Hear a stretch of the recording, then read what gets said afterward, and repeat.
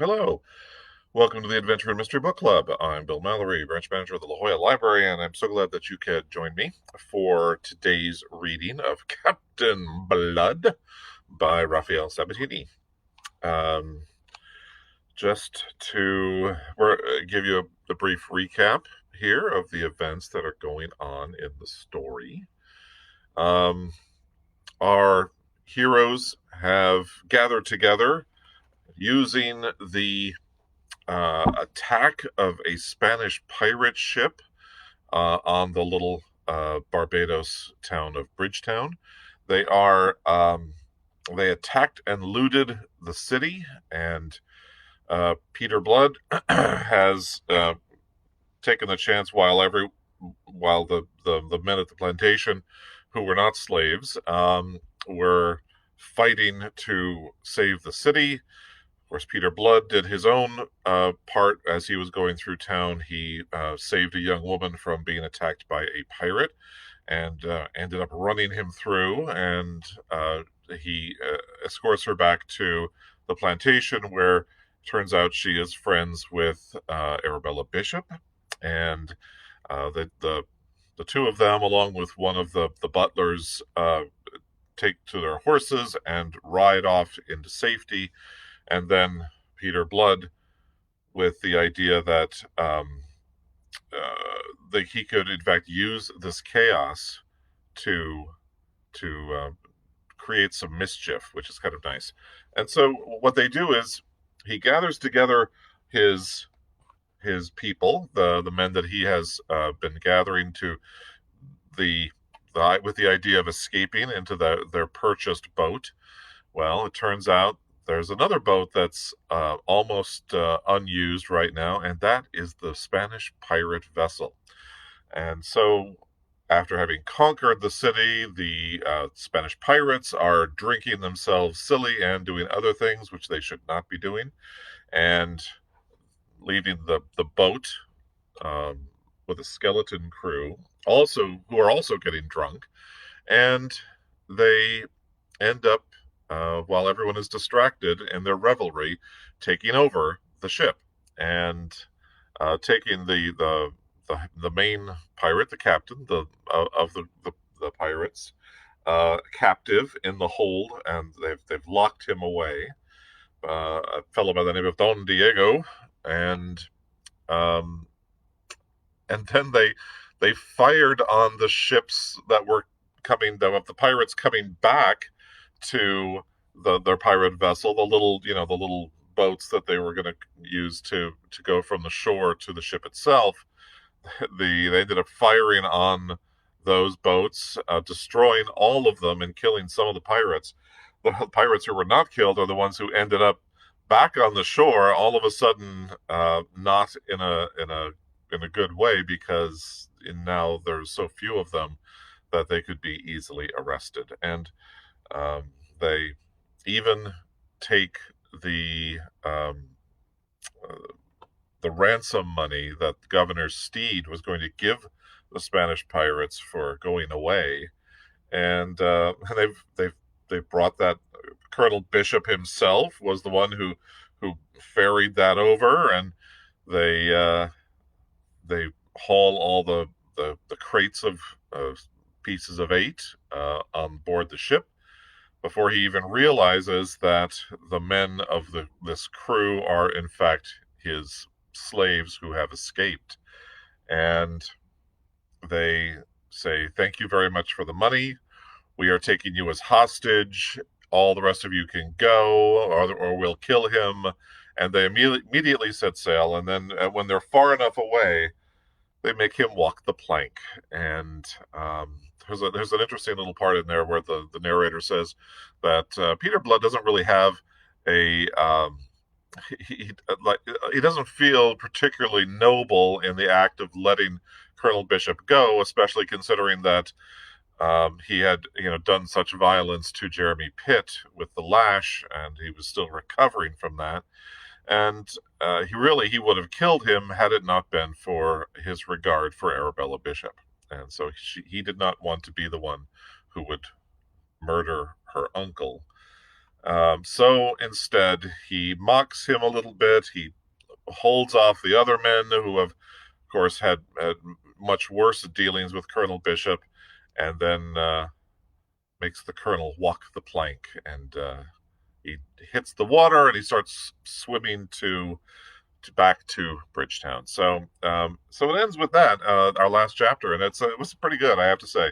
It's the first time in the story where Peter Blood refers to himself as Captain Blood, as he is now the captain of this pirate vessel. So, we're going to be reading chapters 10 and 11 today. Chapter 10 is very short, and chapter 11 is somewhat long, so it'll kind of balance out, I think. All right, chapter 10 is entitled Don Diego. Don Diego de Espinosa y Valdez awoke, and with languid eyes and aching head, he looked around the cabin, which was flooded with sunlight from the square windows astern. Then he uttered a moan and closed his eyes again, impelled to this by the monstrous ache in his head. Lying thus, he attempted to think, to locate himself in time and space. But between the pain in his head and the confusion in his mind, he found coherent thought impossible. An indefinite sense of alarm drove him to open his eyes again and once more to consider his surroundings. There could be no doubt that he lay in the great cabin of his own ship, the Cinco Llagos, so that his vague disquiet must be, surely, ill-founded. And yet stirrings of memory, coming now to assistance of reflection, compelled him uneasily to insist that there was something that here was. Maybe I better start that one over again. And yet, the stirrings of memory, coming now to the assistance of reflection, compelled him uneasily to insist that here something was not as it should be. The low position of the sun, flooding the cabin with golden light from those square ports astern, suggested to him at first that it was early morning, in the assumption that the vessel was headed westward. Then the alternative occurred to him, that they might be sailing eastward, in which case the time of day would be late afternoon. That they were sailing, he could feel from the gentle forward heave of the vessel under him. But how did they come to be sailing, and he, the master, not know whether their course lay east or west, not to be able to recollect whither they were bound? His mind went back over the adventure of yesterday, if yesterday it was. He was clear on the matter of the easily successful raid upon the island of Barbados. Every detail stood vividly in his memory up to the moment at which, returning aboard, he had stepped onto his own deck again. There, memory abruptly and inexplicably ceased. He was beginning to torture his mind with conjecture when the door opened, and to Don Diego's increasing mystification, he beheld his best suit of clothes step into the cabin. It was a singularly elegant and characteristically Spanish suit of black taffetas with silver lace that had been made for him a year ago in Cadiz, and he knew each detail of it so well that it was impossible he could now be mistaken.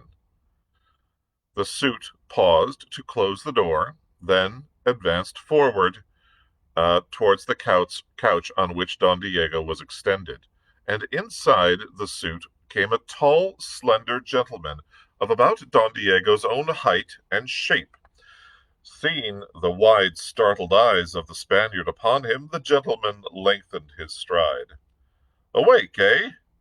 said he in Spanish.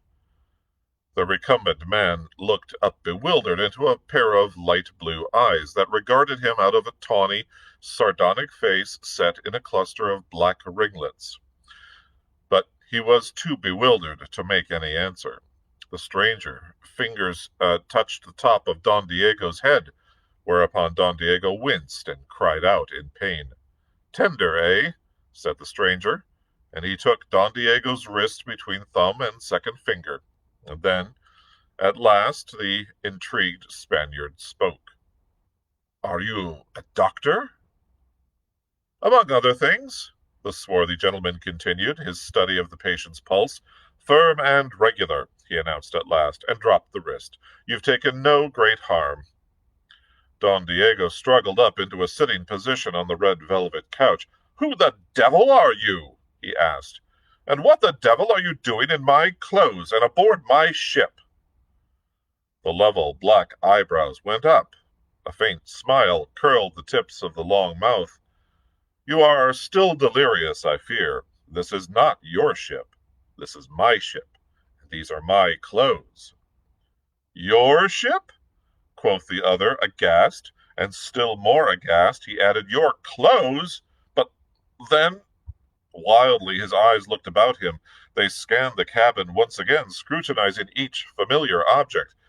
"Am I mad?" he asked at last. "Surely this ship is the Cinco Lagos."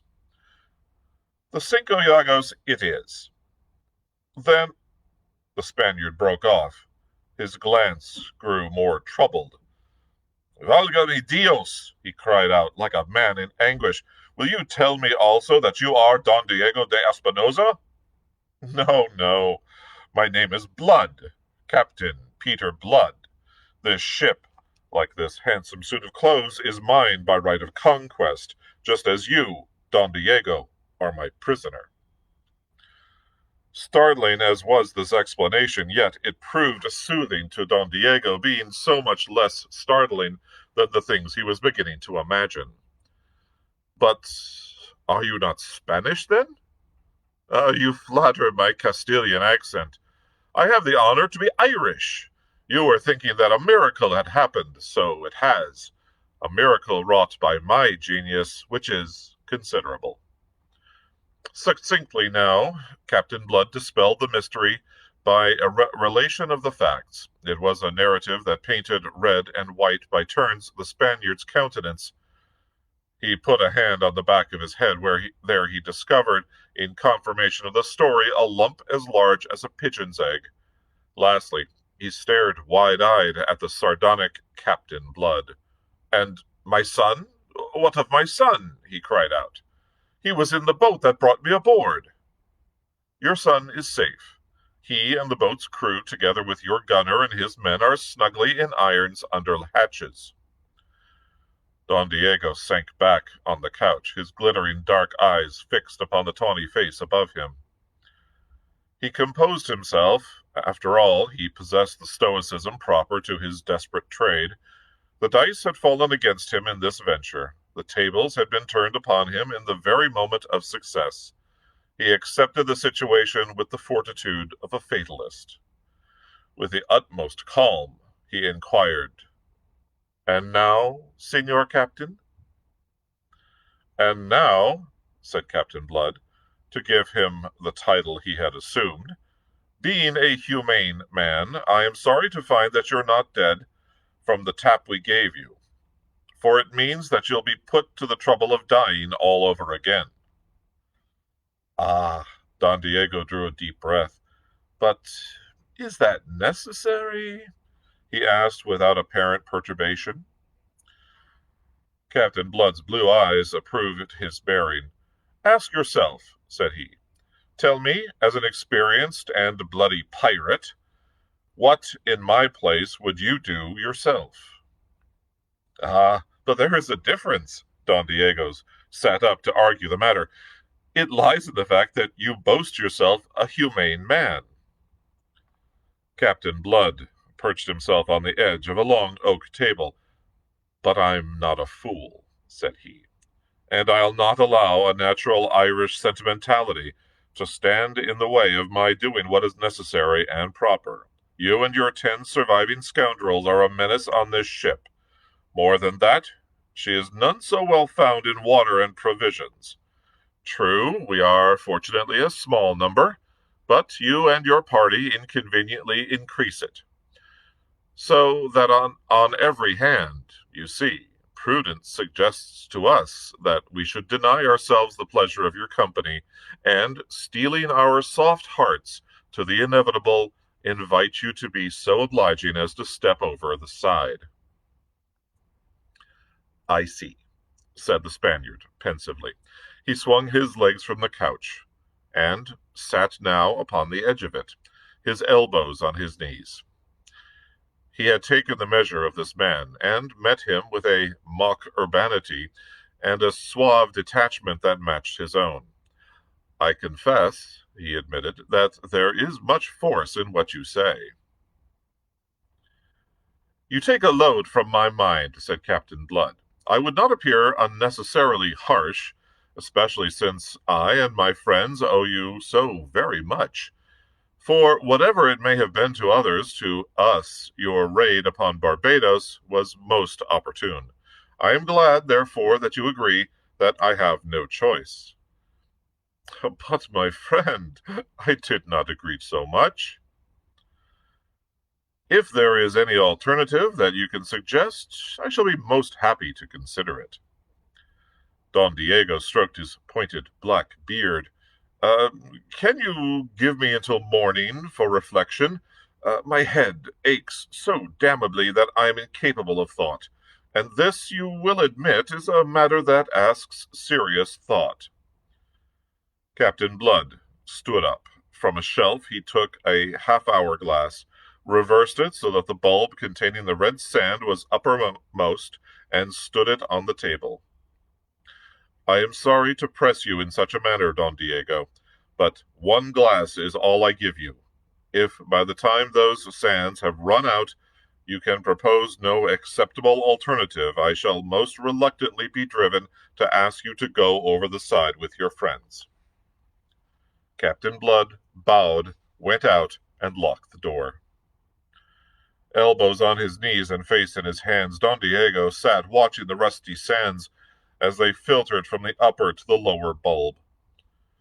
And what time he watched, the lines in his lean brown face grew deeper.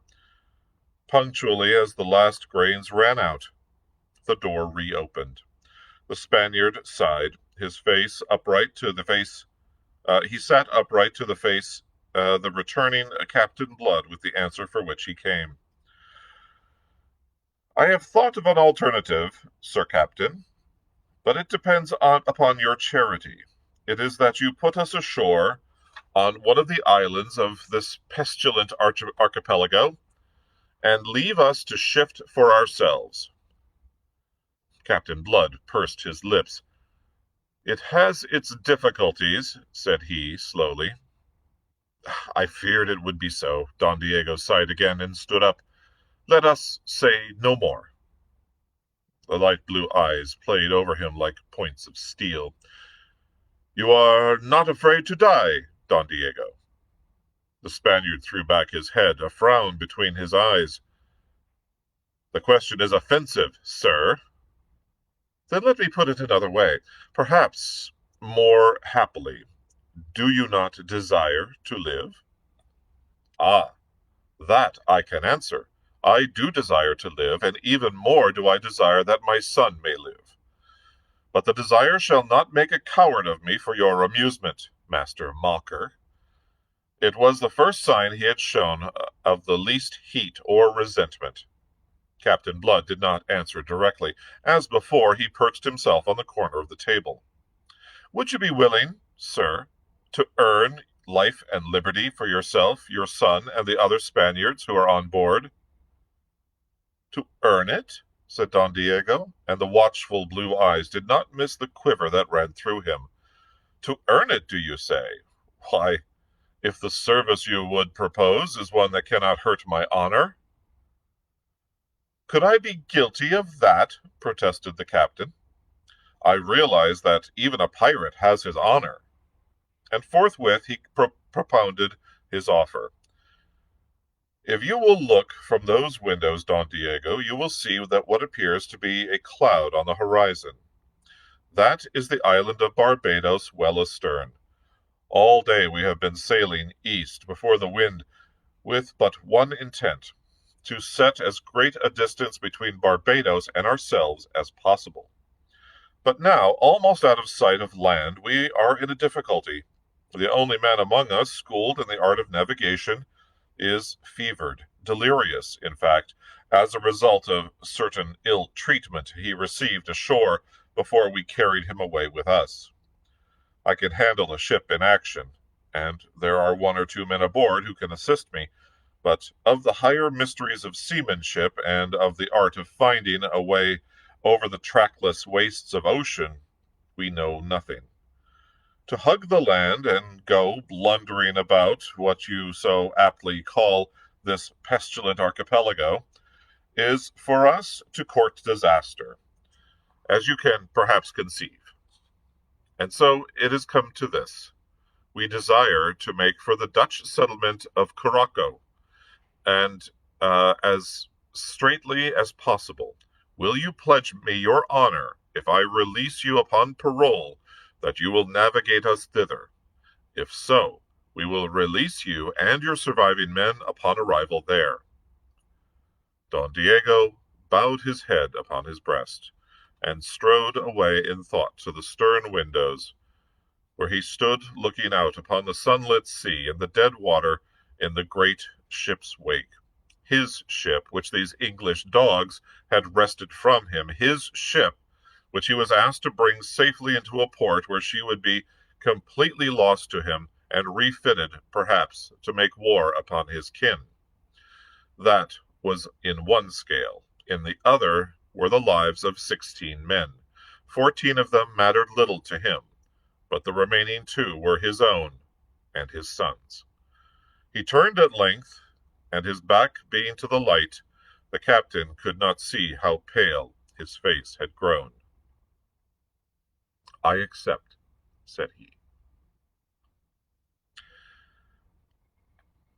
Chapter 10. That was chapter 10.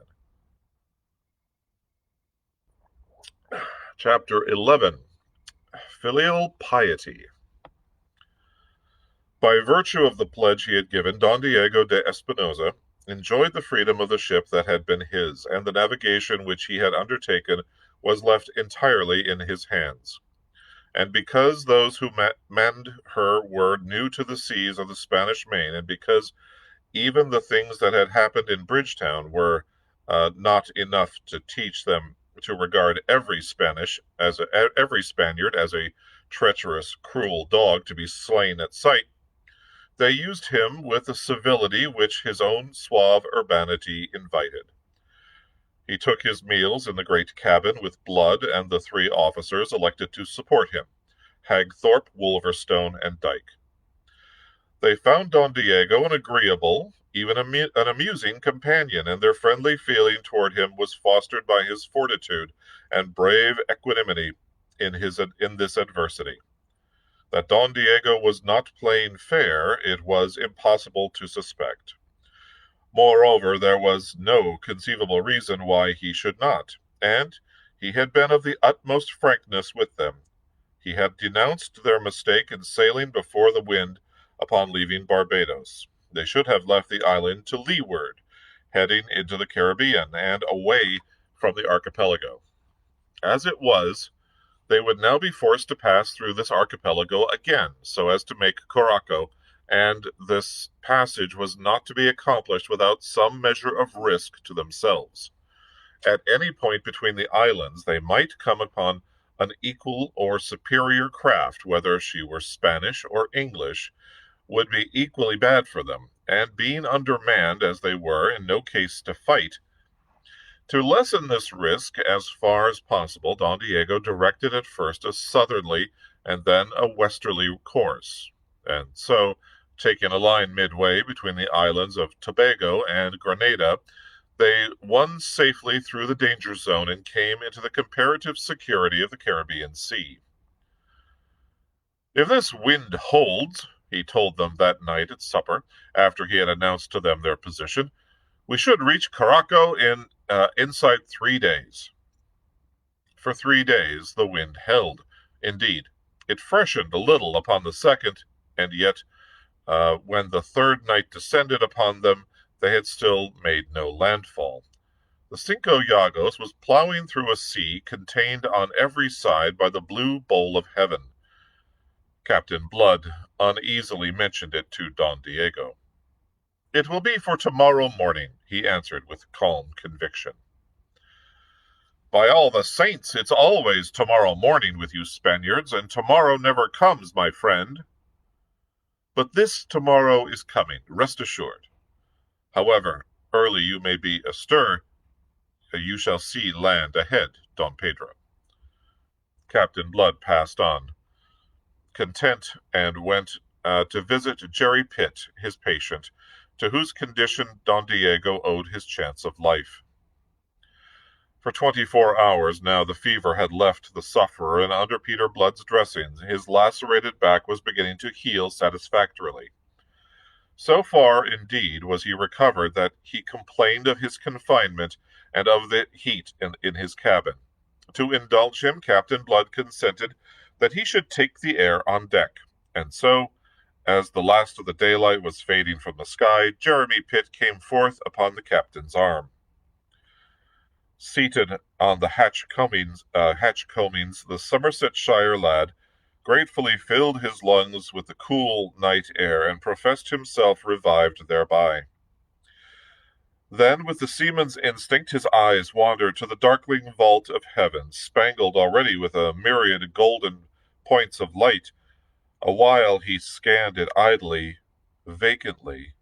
Then his attention became sharply fixed. He looked round and up at Captain Blood, who stood beside him.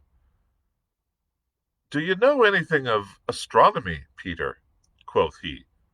"Astronomy, is it? Faith, now, I couldn't tell the belt of Orion from the girdle of Venus." "Ah, and I suppose all the others of this lubberly crew share your ignorance?" "It would be more amiable of you to suppose that they exceed it." Jeremy pointed ahead to a spot of light in the heavens over the starboard bow. "That is the North Star," said he. "Is it now? Glory be. I wonder you can pick it out from the rest." "And the North Star ahead, almost over your starboard bow, means that we're steering a course north-northwest, or maybe north by west, for I doubt if we are standing more than 10 degrees westward." "And why shouldn't we be? Why shouldn't we?" wondered Captain Blood. "You told me, didn't you, that we came west, steering for Caraco? If that were our present course, we should have the North Star abeam out yonder." On the instant, Mr. Blood shed his laziness. He stiffened with apprehension and was about to speak when a shaft of light clove the gloom above their heads, coming from the door of the poop cabin, which had just been opened. It closed again, and presently there was a step on the companion. Don Diego was approaching. Captain Blood's fingers pressed Jerry's shoulders with significance. Then he called the Don and spoke to him in English as had become his custom when others were present. "Will ye settle a slight dispute for us, Don Diego?" said he, lightly. "We are arguing, Mr. Pitt and I, as to which is the North Star." "So?" The Spaniard's tone was easy. There was almost a suggestion that laughter lurked behind it, and the reason for this was yielded by his next sentence. "But you tell me, Mr. Pitt, he is your navigant." "For lack of a better," laughed Captain Blood, good-humoredly contemptuous. "Now I am ready to wager him 100 pieces of 8 that that is the North Star." And he flung out an arm toward a point of light in the heavens straight abeam. He afterwards told Pitt that had Don Diego confirmed him, he would have run him through upon that instant. Far from that, however, the Spaniard freely expressed his scorn. "You have the assurance that is of ignorance, Don Pedro, and you lose. The North Star is this one," and he indicated it. "Are you sure?" But my dear Don Pedro." The Spaniard's tone was one of amused protest. But is it possible that I mistake? Besides, is there not the compass? Come to the binnacle and see there what course we make. His utter frankness and the easy manner of one who has nothing to conceal resolved at once the doubt that had leapt so suddenly in the mind of Captain Blood. Pitt was satisfied less easily. In that case, Don Diego, will you tell me, since Caraco is our destination, why our course is what it is? Again, there was no faintest hesitation on Don Diego's part. You have reason to ask, said he, and sighed. I had hoped it would not be observed, but I have been careless. Oh, of a carelessness very culpable. I neglect observation. Always it is my way. I make too sure. I count too much on dead reckoning.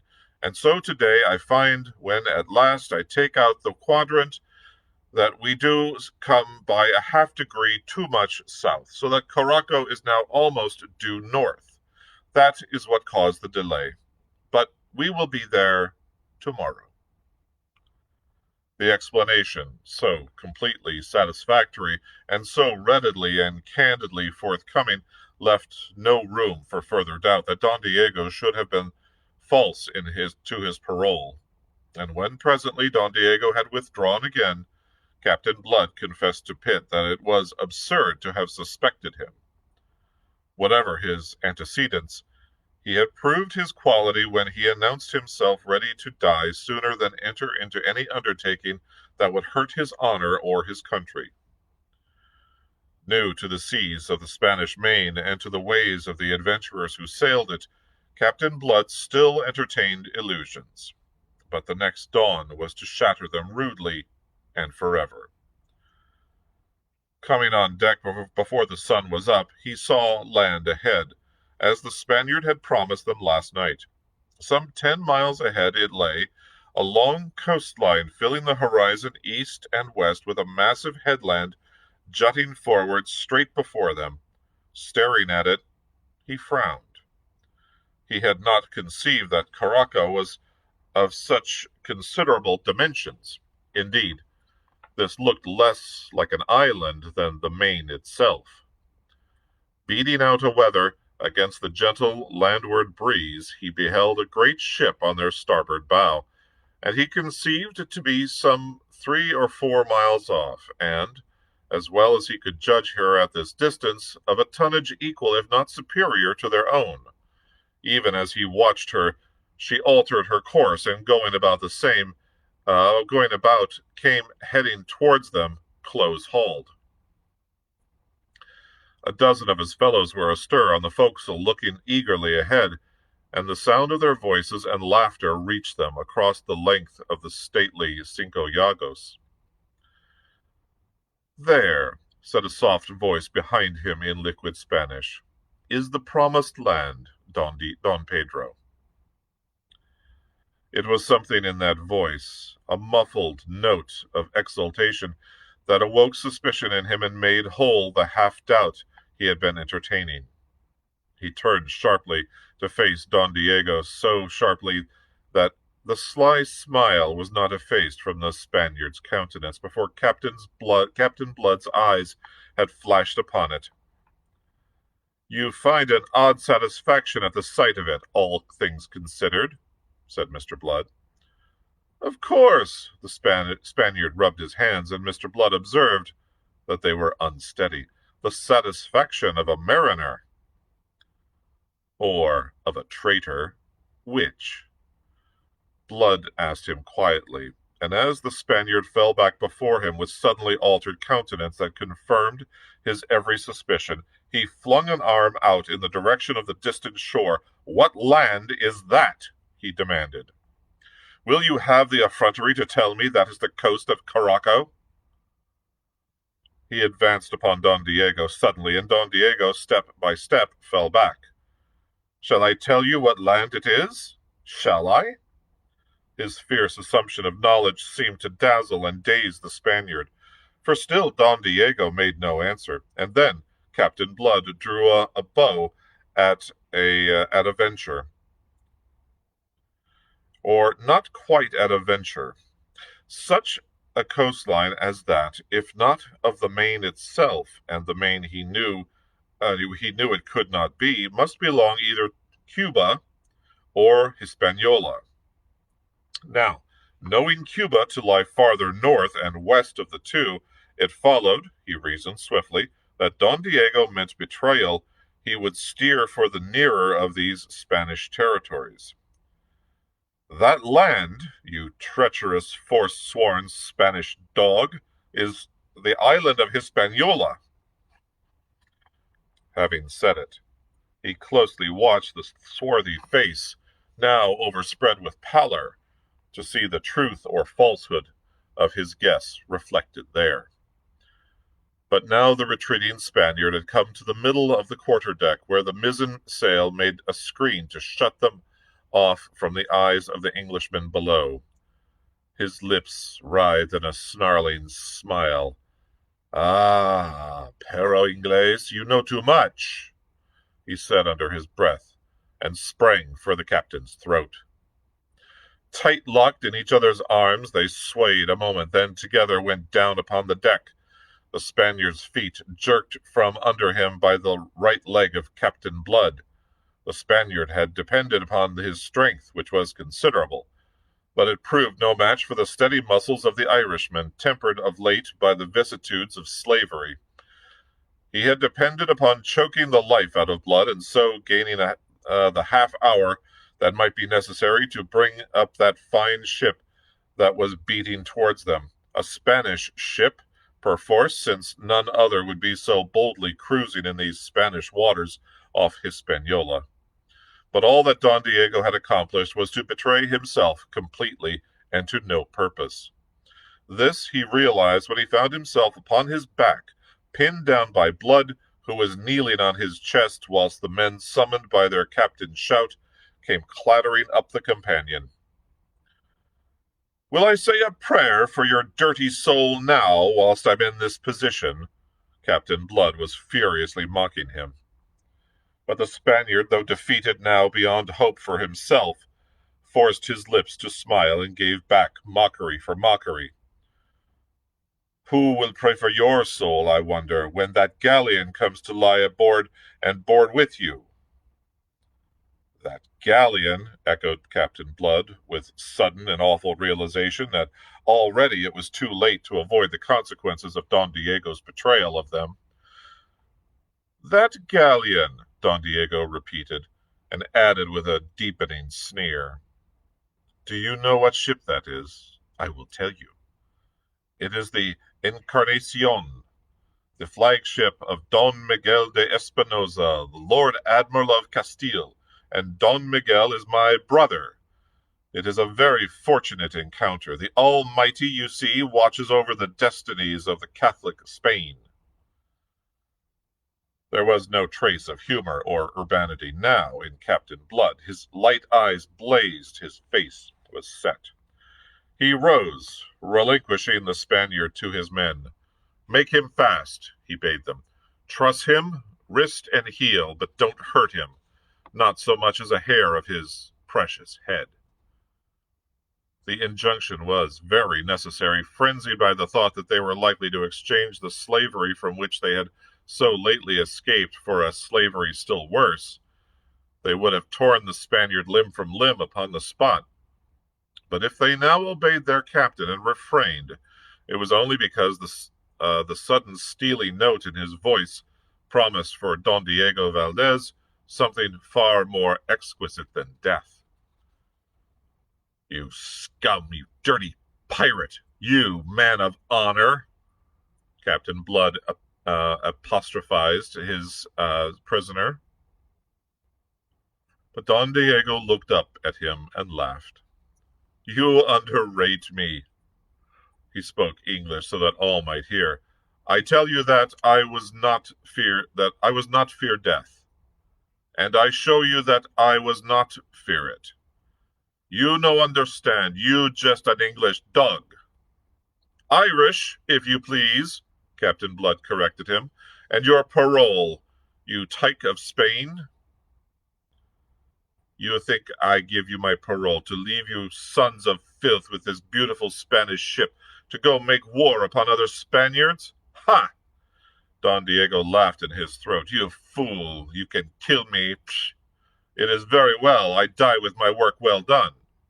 In less than an hour you will be the prisoners of Spain, and the Cinco Llagos will belong to Spain again. Captain Blood regarded him steadily out of a face which, if impassive, had paled under its deep tan. About the prisoner, clement, infuriated, ferocious, the rebels' convicts surged, almost literally, athirst for his blood. Wait, Captain Blood imperiously commanded, and turning on his heel, he went aside to the rail. As he stood there, deep in thought, he was joined by Hagthorpe, Wolverstone, and Ogle, the gunner. In silence, they stared with him across the water at that other ship. She had veered a point away from the wind and was running now on a line that must, in the end, converge with that of the Cinco Llagos. In less than half an hour, said Blood presently, we shall have her athwart our hawse, sweeping our decks with her guns. We can fight, said the one-eyed giant with an oath. Fight, sneered Blood. Undermanned as we are, mustering a bare 20 men in that case, are we to fight? No, there would be only one way, to persuade her that all is well aboard, that we are Spaniards, so that she may leave us to continue our course. Well, how is that possible? Hagthorpe asked. It isn't possible. If it were... And then he broke off, and stood, musing, his eyes upon the green water. Ogle, with a bent for sarcasm, interposed a suggestion bitterly. We might send Don Diego de Espinosa in a boat manned by his Spaniards to assure his brother, the admiral, that we are all loyal subjects of his Catholic Majesty. The captain swung around, and for an instant looked as if he would have struck the gunner. Then his expression changed. The light of inspiration was in his glance. Bedad, you've done it! He doesn't fear death, this cursed pirate, but his son may take a different view. Filial piety is mighty strong in Spain. He swung on his heel abruptly and strode back to the knot of men about his prisoner. Here, he shouted to them, bring him below. And he led the way down to the waist, and thence to the booby hatch, to the gloom of the tween decks, where the air was rank with the smell of tar and spun yarn. Going aft, he threw open the door of the spacious wardroom and went in, followed by a dozen of the hands, with the pinioned Spaniard. Every man aboard would have followed him but for his sharp command to some of them to remain on deck with Hagthorpe. In the wardroom, the 3 stern chasers were in position, loaded, their muzzles thrusting through the open ports, precisely as the Spanish gunners had left them. Here, Ogle, is work for you, said Blood, and as the burly gunner came thrusting forward through the little throng of gaping men, Blood pointed to the middle chaser. Have that gun hauled back, he ordered. When this was done, Blood beckoned to those who held Don Diego. Lash him across the mouth of it, he bade them, and whilst assisted by another 2, they made haste to obey. He turned to the others. To the roundhouse, some of you, and fetch the Spanish prisoners. And you, Dyke, go up and bid them set the flag of Spain aloft. Don Diego, with his body stretched in an arc across the cannon's mouth, legs and arms lashed to the carriage on either side of it, eyeballs rolling in his head, glared maniacally at Captain Blood. A man may not fear to die, and yet be appalled by the form in which death comes. From frothing lips he hurled blasphemies and insults at his tormentor. Foul barbarian, inhuman savage, accursed heretic, Will it not content you to kill me in some Christian fashion? Captain Blood vouchsafed him a malignant smile before he turned to meet the 15 manacled Spanish prisoners who were thrust into his presence. Approaching, they had heard Don Diego's outcries. At close quarters now, they beheld with horror-stricken eyes his plight. From amongst them, a comely olive-skinned stripling, distinguished in bearing and apparel from his companions, started forward with an anguished cry of "Father!" Writhing in the arms that made haste to seize and hold him, he called upon heaven and hell to avert this horror, and lastly addressed to Captain Blood an appeal for mercy that was at once fierce and piteous. Considering him, Captain Blood thought with satisfaction that he displayed the proper degree of filial piety. He afterwards confessed that for a moment he was in danger of weakening, that for a moment his mind rebelled against the pitiless thing it had planned. But to correct the sentiment, he invoked a memory of what these Spaniards had performed in Bridgetown. Again, he saw the white face of that child, Mary Trail, as she fled in horror before the jeering ruffian whom he had slain, and other things even more unspeakable seen on that dreadful evening rose now before the eyes of his memory to stiffen his faltering purpose. The Spaniards had shown themselves without mercy or sentiment or decency of any kind. Stuffed with religion, they were without a spark of that Christianity, the symbol of which was mounted on the mainmast of the approaching ship. A moment ago, this cruel, vicious Don Diego had insulted the Almighty by his assumption that he kept a specially benevolent watch over the destinies of Catholic Spain. Don Diego should be taught his error. Recovering the cynicism in which he had approached his task, the cynicism essential to its proper performance, he commanded Ogle to kindle a match and remove the leaden apron from the touch-hole of the gun that bore Don Diego. Then, as the younger Espinosa broke into fresh intercessions, mingled with imprecations, he wheeled upon him sharply. "Peace," he snapped, "peace, and listen. It is no part of my intention to blow your father to hell as he deserves, or, indeed, to take his life at all." Having surprised the lad into silence by that promise, a promise surprising enough in all the circumstances, he proceeded to explain his aims in that faultless and eloquent Castilian of which he was fortunately master, as fortunately for Don Diego as for himself. "It is your father's treachery that has brought us into this plight, and deliberately to risk of capture and death aboard that ship of Spain. Just as your father recognized his brother's flagship, so will his brother have recognized the Cinco Llagos. So far, then, all is well, but presently the Encarnacion will be sufficiently close to perceive that here all is not as it should be. Sooner or later she must guess or discover what is wrong, and then she will open fire or lay us board and board. Now, we are in no case to fight, as your father knew when he ran us into this trap. But fight we will, if we are driven to it. We make no tame surrender to the ferocity of Spain." He laid his hand on the breech of the gun that bore Don Diego. "Understand this clearly. To the first shot from the Encarnacion, this gun will fire the answer. I make myself clear, I hope." White-faced and trembling, young Espinosa stared into the pitiless blue eyes that so steadily regarded him. "If it is clear," he faltered, breaking the utter silence in which all were standing.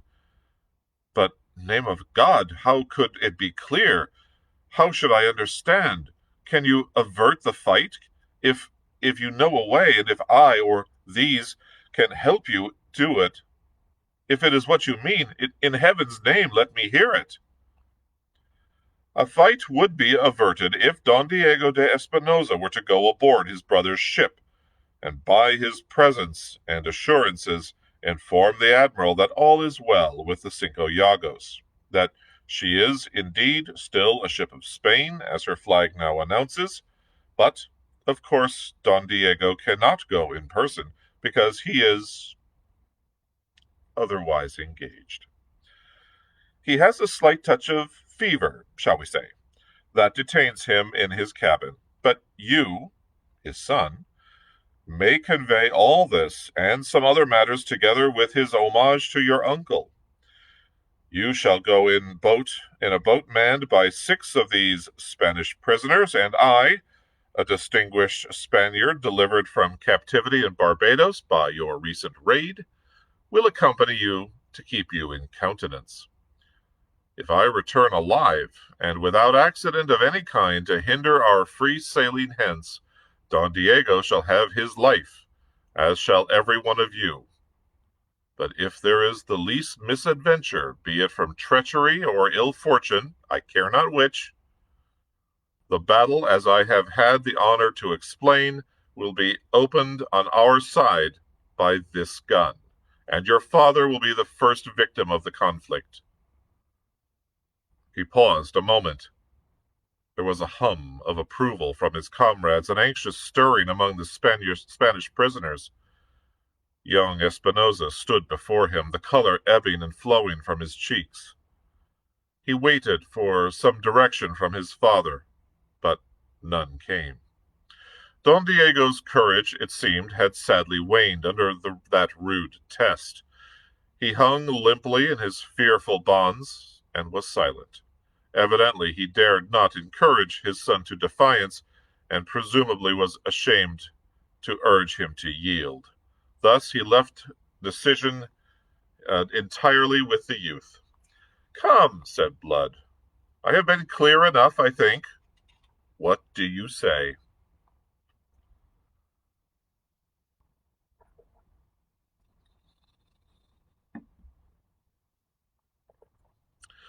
Don Esteban moistened his parched lips, and with the back of his hand mopped the anguished sweat from his brow. His eyes gazed wildly a moment upon the shoulders of his father, as if beseeching guidance, but his father remained silent. Something like a sob escaped the boy. I accept," he answered, at last, and swung to the Spaniards.